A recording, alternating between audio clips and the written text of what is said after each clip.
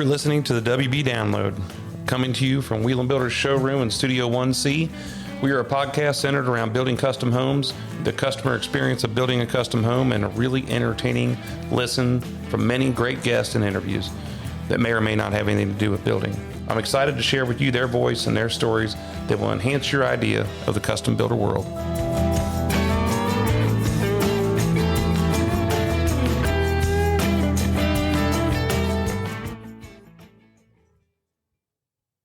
All right. Well, hello again, everybody. This is Jeff Wieland with Wieland Builders here on this Tuesday, July 11th, 2023, bringing you another podcast here on the WB Download. We want to, let's jump into a little bit of what's happening or what has happened.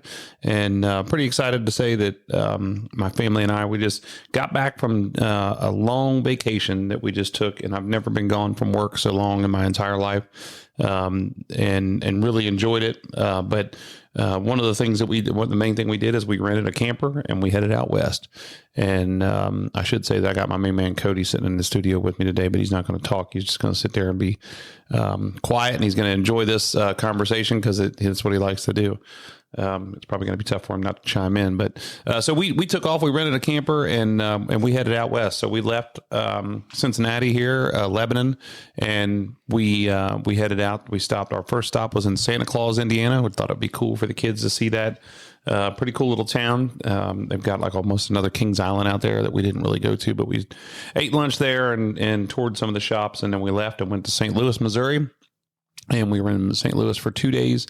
We toured the Anheuser-Busch facility in the Clydesdale area, and we ate lunch there and kind of hung out. And then we also visited the Arch and went up in the Arch, which is freaky crazy for me because it's I guess I'm just in my old age. I'm getting freaked out by heights, and the little gondola thing that takes you up there in the Arch is kind of crazy. But man, it's just an architectural wonder, and it's pretty cool to see. And if you ever get the opportunity, both places, Anheuser-Busch couldn't have been nicer.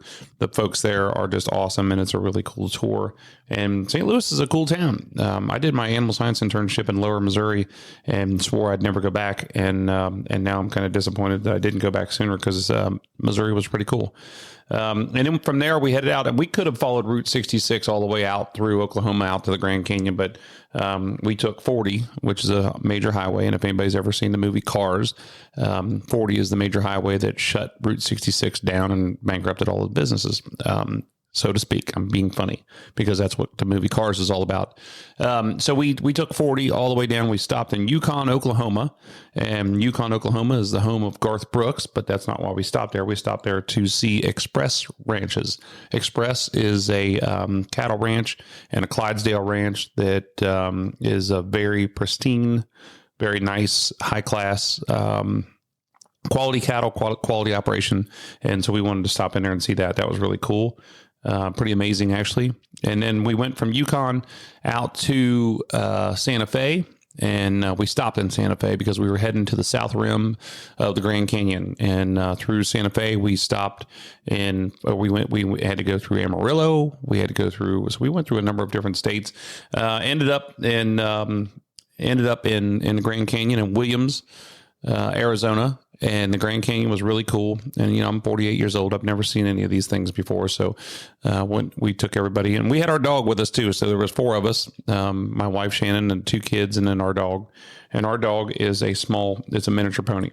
He's a Newfoundland poodle, a Newfie Poo, weighs 100 pounds. His name's Wilson, and he's just a big dog, but he done really good. He did really good on a trip, surprised me. But so we had the dog with us, which limited some of the things we did. But when we get into these small towns, on these Route 66 towns, we can take the dog with us, which is pretty cool. So we toured the Grand Canyon. We got to see that. That was really cool. It freaks me out that there's not more guardrails and more protection for people up there. Again, because I'm freaking out because I'm afraid of heights, I guess. But man, you stumble once and it's curtains for you. You're going to be done. Which was pretty amazing. So we spent some time there and thought it was really cool. And then the other thing that we did is when we were flying across 40, we came upon Winslow, Arizona, and we stopped in Winslow, Arizona, and got our picture taken on the corner from the Eagles song in Glen Fry. It's called Take It Easy, and we ate lunch at the Flatbed Ford Cafe. So it's kind of funny, kind of cool, something we got to do. And again, that's another Route 66 town. And anyway, from the Grand Canyon in Williams, we headed up to Golden, Colorado. And in Golden, Colorado, that's right, we stopped at the Four Corners Monument, and where the four states come together. And we proved a miracle where we were in four places at once. Cody was in two places at once by standing right on the corner of all Utah, Arizona, New Mexico, and Colorado. And it's in the middle of nowhere. It's a Navajo site. It's not a national park, and it was really cool. Just something I always wanted to see. So we spent some time there, and then we went up to Golden, Colorado. Now, Golden, Colorado was very special because we spent some time with our good friends, Dan and Courtney Geis, and they own a company called Summit Ridge Custom Homes. And so they set us up, man. We hung out with them the first night we got there. The next day we toured with them. He took us to some sites. We went to their office. We hung out in Golden, which is just a really, really cool town. It's also where Buffalo Bill Cody is buried, and his wife. And man, it was really tough to leaving those guys, because man, we love them, and we really appreciate them showing us around, taking time out of their day. We got to see his whole family, or their whole family, and it was tough leaving there because we had such a good time. So we rolled on out of Golden, and after spending some time there, and that was our first hotel stop. So we stayed in a hotel that night because Mommy needs to stay in a hotel every once in a while besides staying in the camper. And we headed we were going to stop in Cheyenne, but we were rolling along, and we stayed about 2 hours north of Cheyenne, headed to Cody, Wyoming. And which was probably my favorite part of the trip when we got into Cody, because it's an old town. My son's name is Cody, so that's kind of fun. And we were right outside of Yellowstone. Cody is just, it's an old town. It's a cowboy town. It's a farming town, and they have a rodeo every single night in Cody from, I think it's the end of June all the way through the end of August. And it's just kind of pretty cool. We had breakfast in the hotel there one night, which is a really, really old hotel. It's called Irma's in the middle of town. And then we headed out to Yellowstone. Yellowstone was probably the biggest disappointment of our whole trip. We just kept driving through there, and you're like looking around, and we went to Old Faithful, and I don't know if we were just spent by that time or what our deal was, but there must have been a wildfire that came through there. Wiped it out pretty good years ago. And so when you're driving along, you're looking at timber laying everywhere. We were hoping that our vision was that we were going to see massive animals everywhere. We saw, I think we saw a couple, maybe 3 buffalo that we feel like were planted by the government just to make sure we feel like we got something out of our little trip there. But Yellowstone is of course, a beautiful park. And we didn't again, this is my own fault. We didn't get off the road. We didn't camp up in the park. We didn't go on trail rides. We didn't go hiking. So we probably would have got more out of it if that was our thing to go do that. But we got in, got out, and came back, stayed in Cody for another night, and then went to the rodeo, saw some cool action down there, and then we took off. And now we're on our leg back home. And so we're coming across the top of the United States now. We stopped we came through we went to Mount Rushmore, and we stayed in a really cool KOA resort there in Mount Rushmore. We were disappointed because we didn't realize how cool it was going to be and how nice it was going to be. So if you ever head out to Mount Rushmore and you think you're just going to look at the mountain and leave, stay at the KOA there, because it's a resort. Reminds us a lot of like Woodson Bend and Lake Cumberland. Man, just a cool place to be. And we really enjoyed it. Mount Rushmore was really cool. It's just, again, I'm 48 years old, never seen any of these things. So when I saw that, man, it's just, you see pictures, and it's so much better in person. It's amazing that somebody can go up and chisel those things out. We did find out that the next person to be on Mount Rushmore would have been Wild Bill, Buffalo Bill Cody. And he's a national hero out west. Cool things that we came across when we were coming through there. There's open range, when you're coming through. So they'll just have cattle guards coming across the highway, and there's animals roaming everywhere. So you got to be careful of where you're driving. There's no fences. Garth Brooks, now you know where he got that album at, No Fences, and open range cattle. We saw a couple cattle drives. And the other cool thing that we saw for the farming people who, give a damn about this kind of stuff. I thought it was cool. I always heard about it is they bale the medians in the sides of the roads out there, the highways in South Dakota. So they're baling hay as we're driving down the road inside a median, which I thought was really cool. And it makes complete sense. Something that other places should probably pick up on if it wasn't so dangerous. And so we stopped in Sioux Falls, South Dakota. After we went through the Badlands, we stopped at a place called Wall Drug, which is basically Trader's World out of Monroe, Ohio, stuck out in South Dakota, outside the Badlands. Pretty cool. We stayed there, had some ice cream, ate lunch, did a little shopping. And then we stopped in Sioux Falls for the night, and then we took off and we went to Davenport, Iowa, where we hung out with the Helkies, which are they're builders in our Builder 20 group.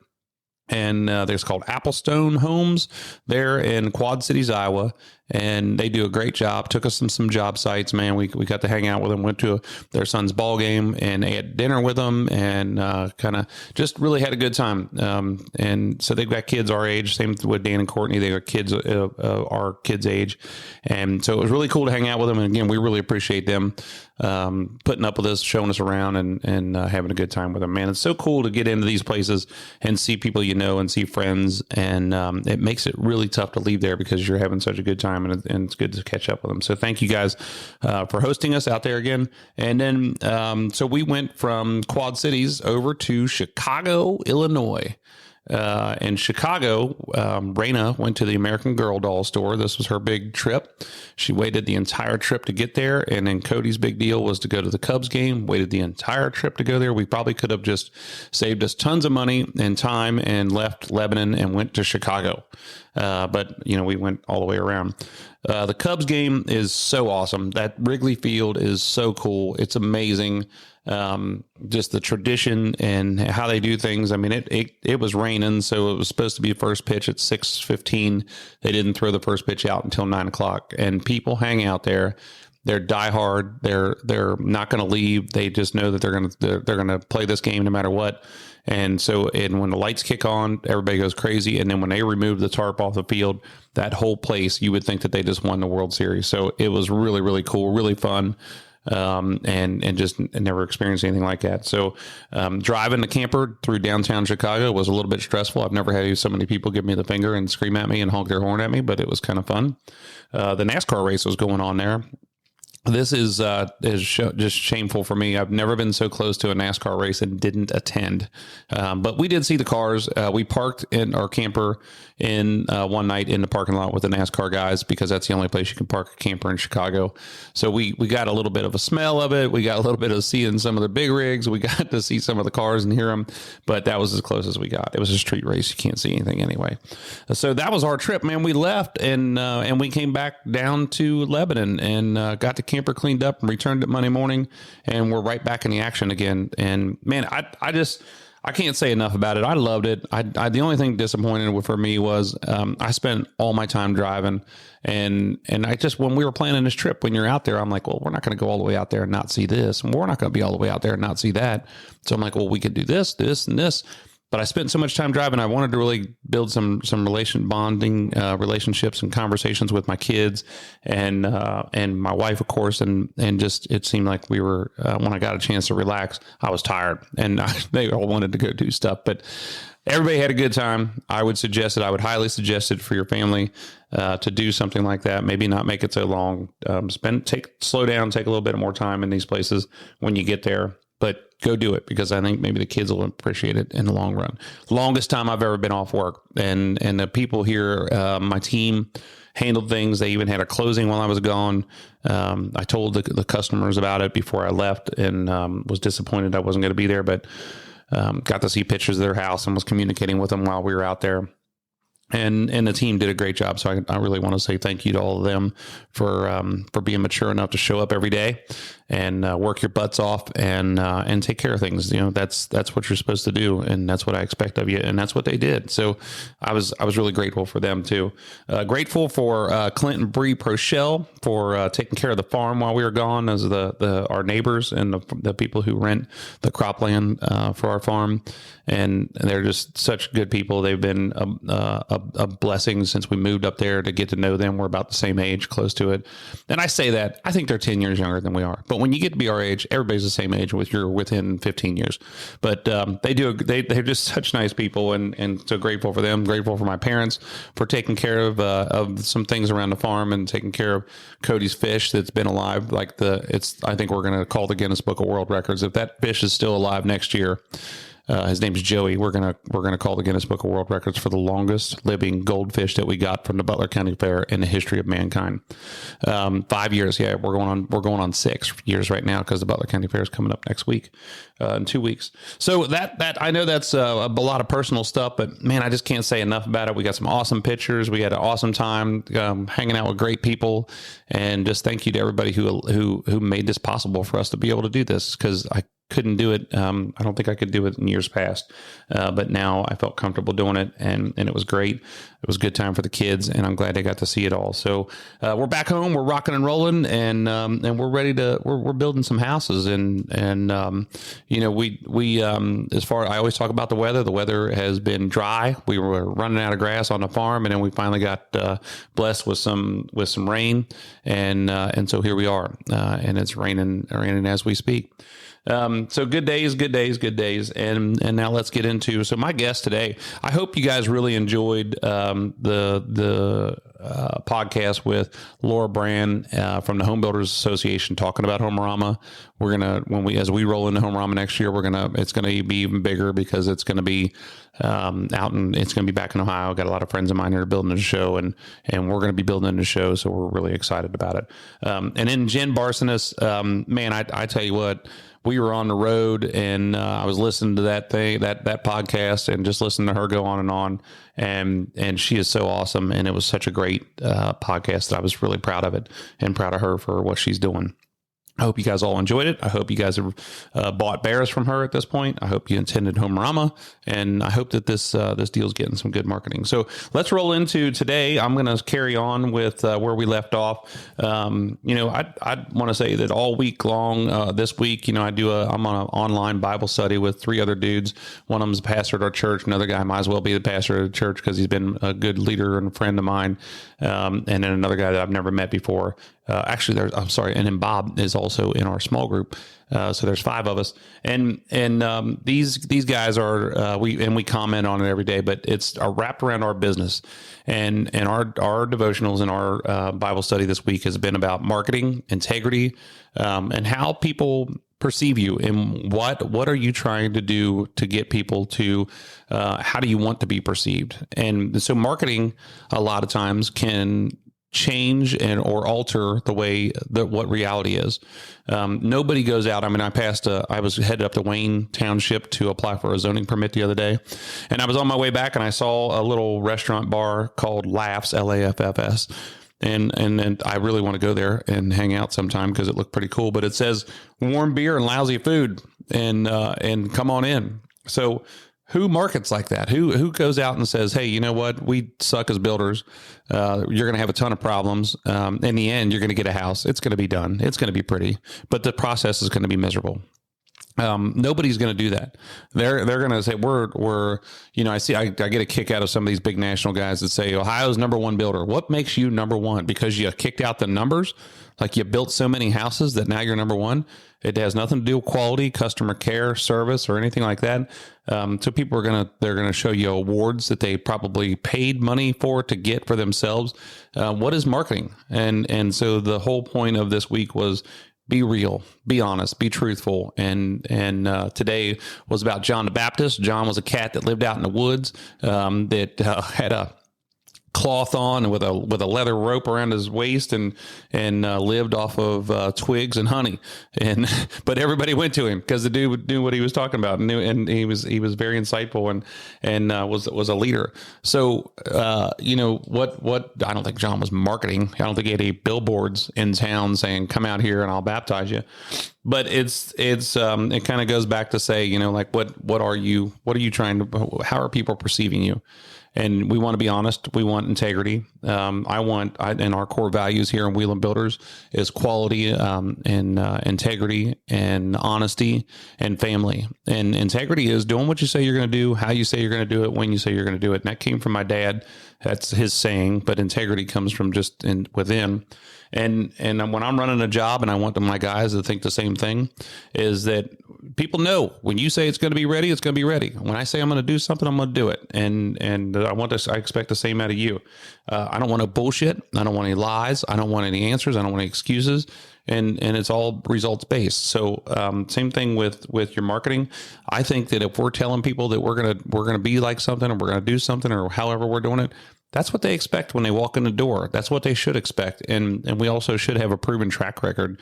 And it's been weighing on me because, we always talk about the good things here because this is part of a marketing gig as far as podcasts are concerned. And we've had some letdowns here lately in the last couple of weeks. We lost a couple really, really big jobs that we interviewed these people and we thought that they were, part of the people that we were looking for with their passion. And it turns out that, they didn't have the integrity. They didn't have the passion that we were looking for to build their house. And we had made a lot of arrangements to build this house because it was a really big job. And a quick text message, it gets all thrown away. And so it just goes to show you the character of people, and it's just disappointing. But I certainly don't want to come on here and because Leanne will kill me if I'm talking about bad things, but this is the way business goes. And it makes you question whether you want to continue to do it. And you get down in the dumps, but as I look through things, I look back on our last 20, I guess I've been doing this for 27 years, full time. I've been doing it since I was a little kid, if anybody's never heard that on this podcast before. But, every time something like this happens, it's for the best, and something better comes along, something greater comes along. Look around you and see the things that you need to be grateful for, and understand that, we're tough. This is a construction business. You get beat down and you just keep on going. You get dirty and you just keep on going. You get hurt, you keep on going. That's what it's all about. You hope that the good outweighs the bad, and you keep on moving, and good things are going to lie ahead. You have to have that faith that that's where it's going to go. So talking about that, I just wanted to kind of touch on that because it's on my mind, and that's what this thing's all about is speaking our mind. So let's get into the building process. When people don't screw you over and you don't lose jobs and you have the opportunity to build the house. Here's where we are. We left off the last time I was on this podcast. We left where we were hanging drywall on the inside, and we had just finished laying brick on the outside. And so we are talking about now, and when we talk about our phase scheduling and when we're giving the customers updates, we are now moving into the next stage, which we call Midstage. And this is an area where we kind of celebrate. It's a milestone. So with the drywall's up and the guys have finished it, one of the things that we do here, and it's not the greatest thing that we do, but we're trying to find a different way to do it, is we need all the utilities on the inside for the house because we need to get the heating and air conditioning system fired up. A lot of guys would disagree with this because you don't want all that dirt and dust going through the system, and you have to get it cleaned out. But we need that controlled temperature on the inside of the house and on the outside. This house needs to start getting acclimated, and we need the floors, and we need the moisture content. We need everything in the inside to be where it needs to be. Otherwise, if it's not, and you have extremely hot days, humid days, you have extremely cold days in the wintertime, if it's raining and the moisture is really heavy inside the house, any materials that you're putting in there for finished product or even for the framing materials, it's going to get screwed up. It might look good for maybe the first 6 months. It might look good even through your 1 year period. But in the long term, you're going to start seeing separation of joints. Your hardwood floors are going to start separating and cracking and popping. The drywall, you're going to have issues with that. You're going to have issues with your doors. A lot of different things happening. So we want to make sure that we're controlling the interior temperature. What we are looking at, coming from Dan Geis out there in Golden, Colorado, and coming from Scott Kennard up in Harbor Springs, Michigan, they have heating units and cooling units that are on a pallet that they put inside the house, and we're headed down that path. We want to make sure that we're doing the right thing for all of this, and so we're trying to get some of those units set up inside the house to keep it where we want it to be as far as temperature, humidity, and moisture. So that's what we want to control that right now. Let's say we've sanded the drywall. That's about sometimes a 10 to 12, 14 day process just to finish the drywall, not hanging it, but finishing it. And now we're ready to do what we consider the floor prep, and we're ready to do the rollout and ready to do some plugging and switching and can lights. The floor prep is once we get the weight of the drywall in the house and it's hung up on the walls, and the drywall's finished for the most part, we have a company come in and they screw down the floors at all the joints and all the floor joists. And they also sand all the joints. So where the plywood comes together at the ends and even buttoned up against each other, we have a huge roller sander, and we sand the joints on there. And then we screw down all the floors. We're trying to make the floors even, and we're trying to make sure that we reduce the amount, any opportunity for a squeak to happen. And then and this goes a couple different ways, but we're also doing what we call the rollout. So the guys are putting up to multiple coats on the ceiling, finishing the ceiling paint, and then they're also putting at least one coat on the walls. And that's what we call the rollout. So we can get moving through that, with the paint on the walls. And then we want the electrician to come in, and whether our electrician realizes this or not, this is when he's supposed to come in. And do the plug and switch, which he's putting all the switches on the walls. He's putting all the plugs in the outlets on the walls. No light fixtures, and then he's also putting all the can lights in because the ceilings are basically finished, and they're not going to collect the dust up on those lights. We need the lights on in the house, and we're also making sure that the things are like the furnaces are hardwired completely the way they should be. The sump pump's hardwired. We have plenty of outlets in the house because we're getting ready to take the temporary electric pole down outside, and I don't want guys coming in there on one outlet having to drag cords through the windows, beating everything up, and only having one outlet to work off of. We want the whole house wired and heated up. The garage door can now go on in the house because the drywall's up. I don't want to put the garage door up before the drywall's up. Anything like the garage door that is a large part that runs the risk of getting damaged, we want to wait as long as we can. But we also don't want those brackets mounted to the trusses holding the garage door, which it hangs off of, and then the drywallers come in and try and take it down and put it back up, or they try and drywall around it, and it just doesn't look very good. So we want to get the drywall or get the garage door up there, not necessarily the opener, but definitely the garage door itself. We're working on a deck back there, and if we got the brick on, and we've got some other things going on, we're putting a deck on the back of the house, which is a whole another subject. But let's skip that for now, and we'll jump inside now that we've got the lights on. Now we've got the floor prep done, and we are ready for a ceramic tile install. And so I want these guys in there for the most part by themselves. Again, I don't want a lot of banging and beating and going on this house and shaking and when they're laying a ceramic tile, because again, it's set into a mortar, a thin set, so to speak. And we don't want anybody walking across it. We don't want anything shaken up, and we don't want things getting the heck beat out of them there while those ceramic guys are working in there. And this takes some time. This is a very diligent task to put the tile up. It's got to be perfect. And so the next thing that comes in after that is that we do a lot of hardwood flooring here, that is real hardwood. It's usually a 3 1/4 inch wide white oak, number one common hardwood board that we put down individual slats, and then we sand it and finish it on site. So we'll put it down now as soon as the ceramic guys are done. And then we just leave it raw, sitting there on the floor. Give it some time to acclimate. We want to do moisture readings before we set this in there. We want to make sure of the subfloor, and then we also want to keep a moisture reader on somewhere in the house. So we're keeping that moisture between 30 and 45 on there, just to make sure everything's getting acclimated. If it's less, then it's too dry. It's no different than concrete or anything that's happening on the outside. When it's cold, when it's too hot, when it's too wet, when it's too dry, these things all take effect on what we're trying to do. So we want to get that hardwood floor installed. They usually have to deliver it, and it usually has to sit there for a couple days. We put a moisture reader on there and just make sure that it's ready to go when we're ready to install it. The interior utilities have to be on, and those guys are ready to go. So now your floors are in, and so this is mostly interior stuff. We got a coat of paint on the walls, floors in, and now we're ready to start setting cabinets and built-ins. And the cabinet guys can be in there. They're setting vanities. They're setting the kitchen. And they're, as soon as they're done setting the kitchen, they're getting their tops templated so they can come in. Usually takes about 2 weeks to turn those tops around. And when I'm talking about tops, I'm talking about granite and quartz tops that we're putting in the bathrooms and the kitchen. And then the built-ins, cubbies in the mudroom. We usually have some built-ins in the great room. We're doing window seats, whatever we're doing. We're setting mantles. We're doing whatever we can, floating shelves, making sure that this stuff is all in place, because the next thing that we're going to do is the guys are going to come in and start hanging their inside trim. And I call it hanging. We're setting doors, interior doors. We're hanging the casing around the windows and the sills. We're casing the doors, and we're running crown.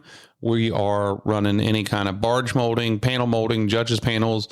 We're putting the beams. The beams I should have back up, and the beams should be up in there as well.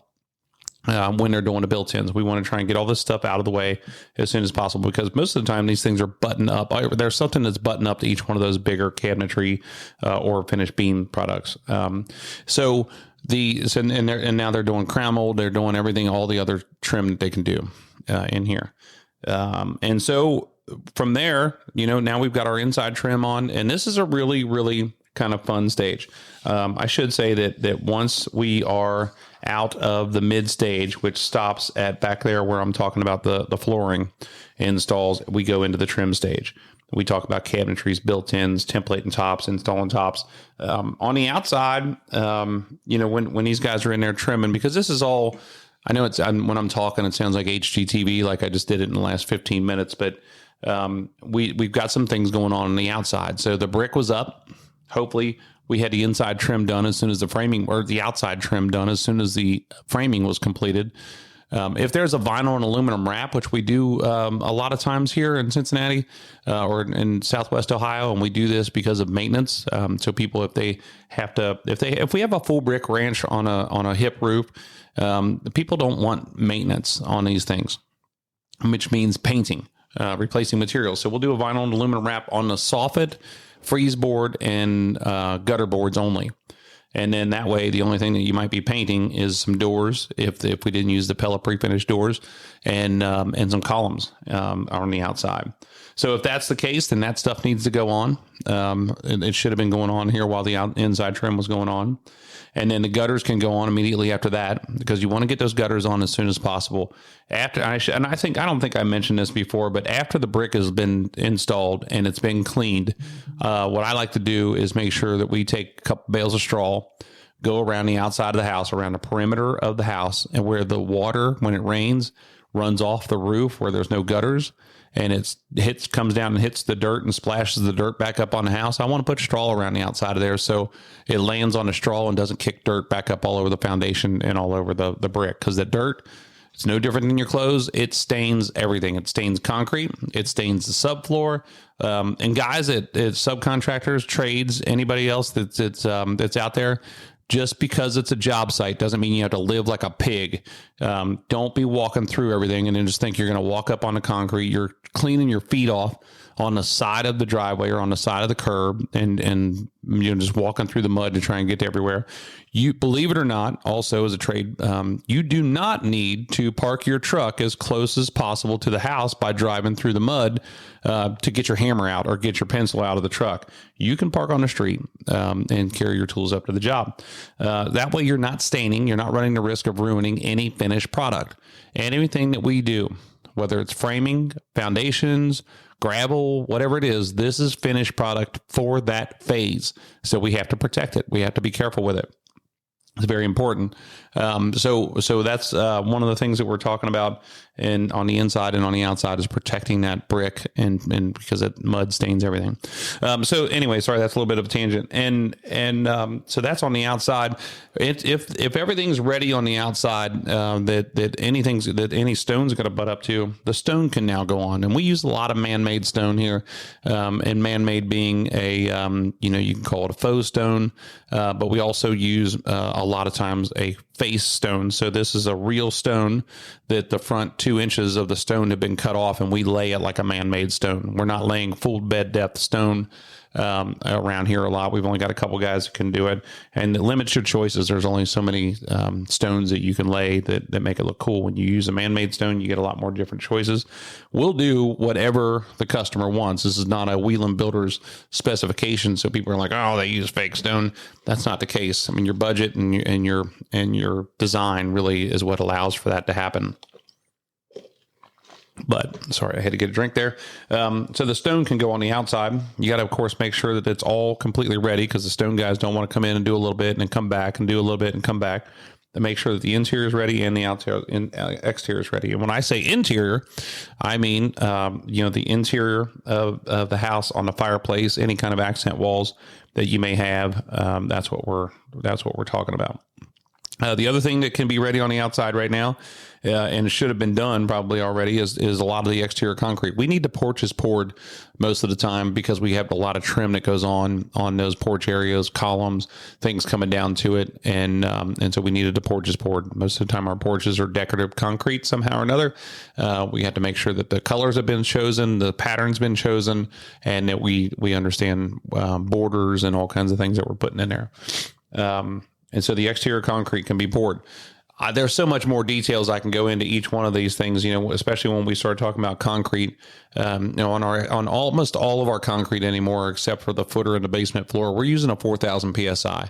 We use a 4,000 PSI on our walls, mostly because when the building code changed, if you don't use that 4,000 PSI, then you have to do a bunch of different steel and all sorts of things. And all of this comes on how tall the wall is, how wide the wall is, how much you're backfilling on the outside of it, the height of it, how for me personally, it's not a building code thing. How long is the run on the wall? That makes a big difference on what we're doing. So we just switched and said we're going 4,000 all the way across the board on the walls. On the footer is just it's not necessarily important. The ground, and I think we talked about this. I know we talked about this, and I'm not going to get back into it. But the footer is a 2,500 psi. The basement floor is a 3,500 psi for us, because it's not getting the weather. It's not affected by the snow and the rain and the sun. It's slab that's basically down in the basement that's holding the outside walls out, and the foundation walls, believe it. And we covered that a long time ago when we were talking about that on here. So our exterior concrete, when we're doing just regular flat work with a broom finish on it, it's a 4,000 PSI. When we put the color hardener on our decorative concrete, sometimes that stuff gets up to be a 4,500 to a 5,000 PSI concrete, because of that color hardener and the things that we're doing to it to stamp that concrete, to put the finish on it. Pretty cool stuff. And so we need the landscaper out there at some point, at this point, and he should have been out. And I think we talked about this. I know we talked about this, and I keep saying that, and I sound like a moron, that we wanted the landscaper to come out to give us the layout of the sidewalk coming from the driveway up to the house. That's how we determine how we're going to place our concrete coming up there, and that's usually a stamped concrete also. And in the driveway, you got to know how wide it is. Almost all of our driveways are 16 feet wide, wider at the apron. We have some large turnaround areas, aprons up by the garage, and anything special that we need to do that. We would have gone over that with our customers at the pre-drywall inspection, and it would have all been laid out. We had drawings of it, and so that's what we're doing on our concrete. Our porches all get rebar in them, steel 1/2-inch rebar called number 4 rebar. It's a grid pattern, holding that porch to the house, holding that porch up, reinforcing it.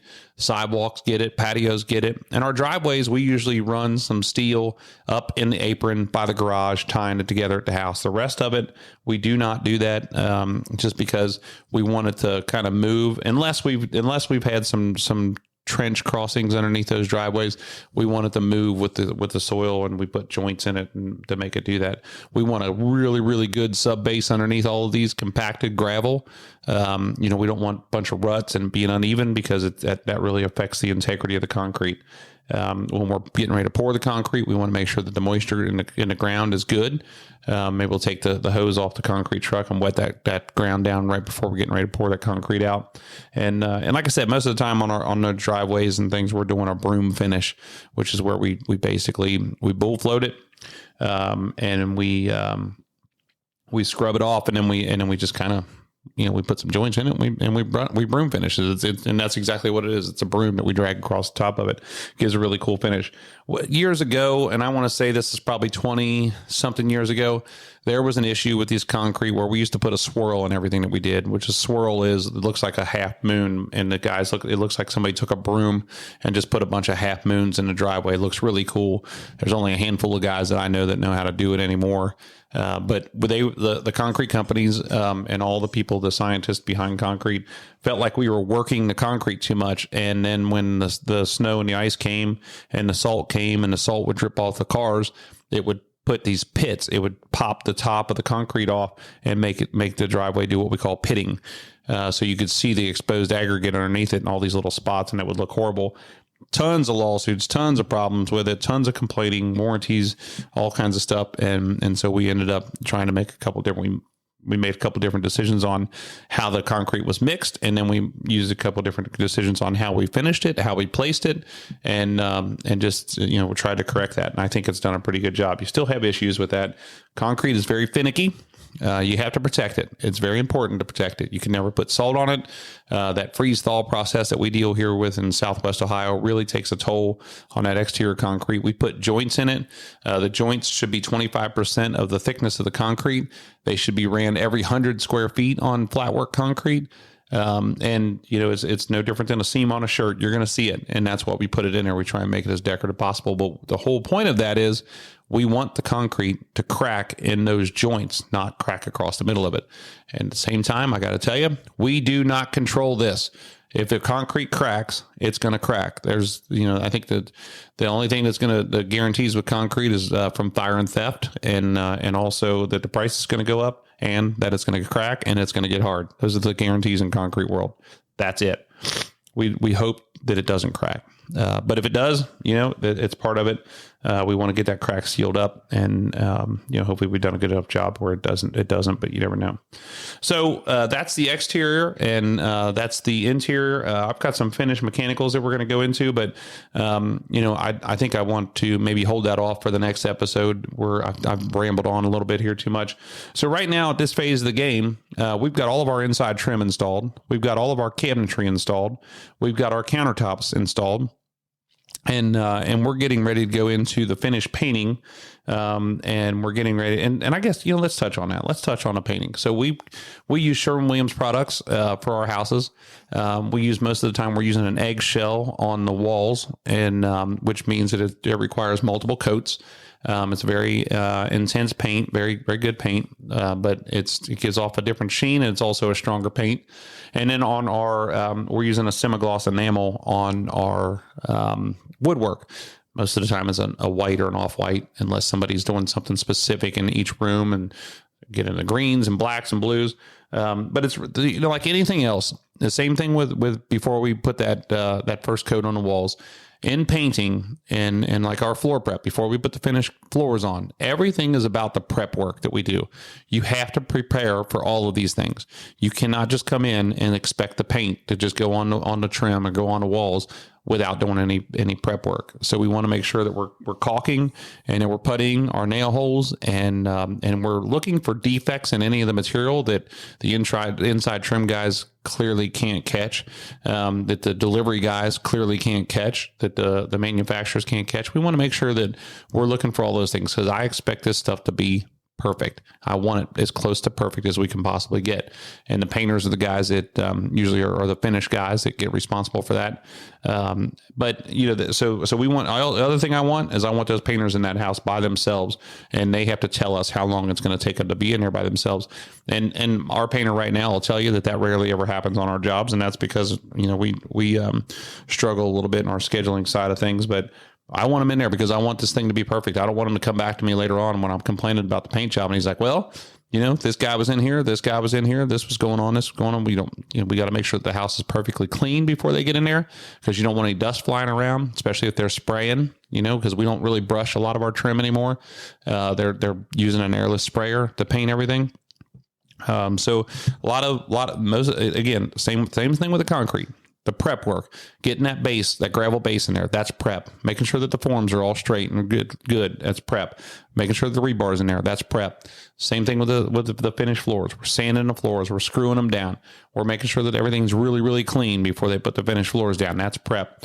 The painters, all that stuff is prep. Any painter will tell you they love painting. They probably hate prepping, because that takes the longest, and that's the hardest. Sanding down woodwork, caulking and puttying, making sure everything is going to turn out great on the finished product. So that's takes us through there. So let's look at this. And now this is a big milestone for us because, we call it date night here in Wieland Builders. And I don't want to give away any secrets, but we have our customers. We invite them out to the house at this point in the ball game. Driveway's in, and we hope that they've been there all along. But this is a special night. Get a babysitter. We're going to pay for you to go out to dinner, but before you do that, we want you to come out to the house and spend some time in there by yourself. The lights are on. Walk around, get a feel for it, start to fall deeper in love with it, and enjoy this process, because this is the point where, I've talked about it all along the emotional timeline.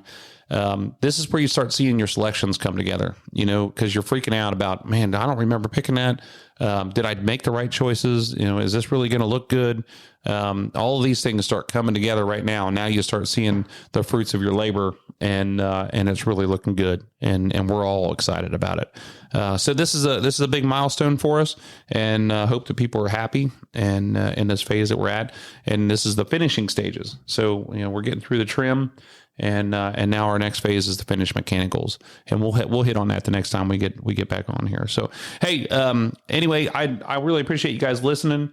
I know that these things can get a little bit boring, but like I said, I like to do this because I like to, if it's helping somebody, if it's preparing somebody, if it's helping another builder, if it's, making another builder question me, I'd love to hear from you.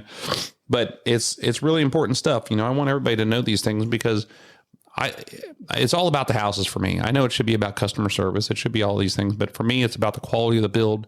I'm a builder, and I want to make sure that these houses are being built right, whether it's me or another builder. And if I can help another builder somehow or another, that's great. If you're getting ready to build a house, or you're going through something, or going through the process, I hope that you're listening to this and you can understand more about where the builder's coming from. You can understand more about the process.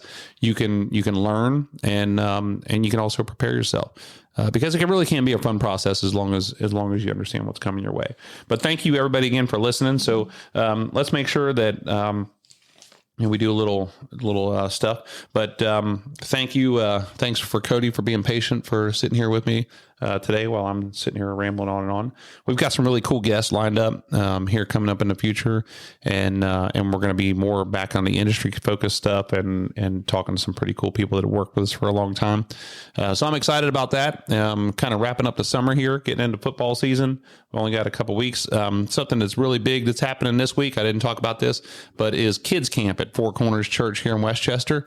And it's a really big deal. There's probably 150, 200 kids that are going to be there at church for the 250.